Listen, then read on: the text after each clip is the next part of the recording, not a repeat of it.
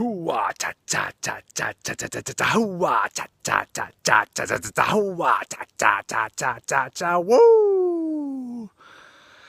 Hoo-wah, hoo-wah, hoo-wah! We are taking our power back as human beings, as creations of love, divinely created in perfection. The power is ours. We are a part of creation. We are a part of life. And we live in this state of fear that has become normal. We have felt insecure and afraid for so long that it's become normal to us, and we hardly recognize how it's controlling our decisions, how we've formulated lives in accordance to avoiding pain and our desire not only for survival but for comfort and now even luxury, as it's all mixed together. So hoo-wah! We are taking our power back. And how are we doing this? You know, we can't just live beyond fears, but yet we can choose to live beyond fears.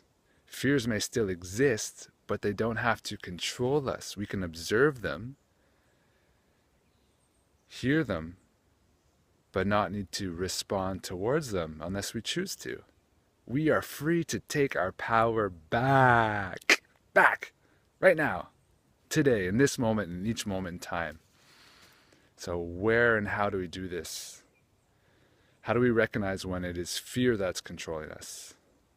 So often we have an inspiration to do something, to experience something, to learn something, to express something. And then this other voice comes in and says, well, you know, maybe that's not such a good idea. This could happen, or this could happen, or do you have this? Are you prepared to do that? So our mind comes in and tries to support us in staying alive, but also it is cutting us off now from our inspiration to flow, to create a life in which we are being guided to create. From creation, from spirit, from God, however you want to see it. It is guiding us, placing desires in our hearts, placing dreams, placing visions. And as we start to step into a new form of logic in which we're trusting in our connection and the guidance we receive, we end up creating a life, or a life is created through us, in perfection, in many different ways in which we're living in right now. So one of the things that make it difficult as well is that all the systems that exist on our planet right now were created to provide us with security, comfort, because this was really what we needed for the past sort of stage of evolution. We needed this. We needed to be supported. We need to be able to feel secure and have our feet on the ground. So it was created to bring us to this point in time, but now we see that for us to move forward, we have to come to know and trust in ourselves as unique expressions of divinity. We have to listen to what life is asking of us and be able to move forward and trust. So it's requiring a whole new set of skills, a whole new set of logic for us to really be in the flow of life, much like the waterfall. It's flowing, it's falling, and it's flowing through us. So we're hearing the voice of inspiration and are learning to follow that inspiration. Now, as we talked about, the mind comes in and tricks us in so many ways that it's justifying its reasons not to do the things that really excite us the most. Sometimes this can cause us to procrastinate making a decision, or simply getting out of bed in the morning when life is saying you're awake, go ahead and get out of bed.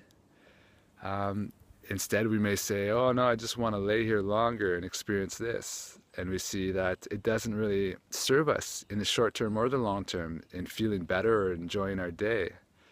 So this is a good example of following inspiration to do a simple little task or other things that we may be procrastinating and avoiding doing. And therefore, as we know, things just get more and more difficult for us to do, more and more difficult for us to enjoy life. If we're not in the flow of doing, we push things off, they pile up more and more, and become more difficult for us to take on. So things pile up really quickly now if we're not in the flow of action. So it's difficult for us now to be in the flow of action, in part because we are so much in our minds. It's a new form of practice to be in the flow of life, to be in action. So as we're learning and willing to step into action, we are learning to be and to honor this life, to be in action in ways that life is asking us to be in action, rather than being in reaction. And now we see that we're living a lot of times in reaction. This person is doing this, this person is doing that, they are doing this to us, they're doing this to me, and we're reaching our limit in reaction. We're like bubbling over here with anger, and beneath this anger is sadness, because we're having to learn to honor our own needs and to, I guess, first off, understand what our needs even are as individuals. And we've been giving our power away in so many areas. For instance, our health, our nutrition. You know, we're dependent on others to tell us how we should be eating, for instance, how we shouldn't be eating. We're dependent on others to know what is going on in my body here and now. Why do I feel this? Why do I feel that? We're so disconnected from ourselves. So as individuals, we're having to learn how to listen to our bodies, how to listen to our needs here in the physical form, and be willing to actually take actions, not depend upon some specifically made diet, for instance, or a doctor to tell us that we need this prescription or that prescription. We have the ability to listen and to know what our bodies need by redeveloping the skills. So this takes a huge responsibility, huge responsibility to know our needs, to honor our needs, to communicate our needs with others, to trust in ourselves again, to know that we actually have this ability to know ourselves. And of course, when you go speak to a specialist in an area in relation to our own lives, if they are anywhere close to being honest, they will have to say that based on the symptoms, they're guessing this is happening. But as we see with prescription drugs, for instance, they're just guessing what could work, what may or may not work. And they're leaving you, they're experimenting with your body and leaving you to just regulate what's happening in your body in relation to the medication. So it's a grand experiment, and we are to observe and to know ourselves. Here and now, take our power back. Woo-wah! Take our power back. It is time to know who we are, to honor who we are, and to empower one another, to be doing our best not to be placing our own judgments, our own ideas onto another person, but more so asking them, inquiring with them, so they're learning to listen to themselves and their needs, their desires, in each moment in time, as it is forever changing.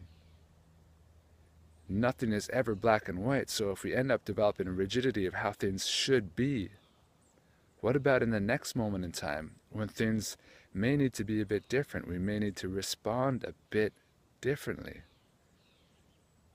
If we're disempowered to be able to make decisions for ourselves, we're lost. And we're living in a world right now where most people, even the professionals that we depend upon in many ways, are disempowered and are lost. So we take our power back. We take our power back. Who wah, hoo, wah. This is our life that we're living. We are a part of it. It's us to celebrate, to express who we are, and not to be stuck in fear of expressing ourselves or not expressing ourselves, suppressing all that we are. We are here to express it in perfection. Like, look at the surroundings here. Look where we are. This beautiful planet, this gift of life that we've been given. Here we are. Let's celebrate it. Let's know who we are. Step by step, breath by breath, we take our power back. It's time.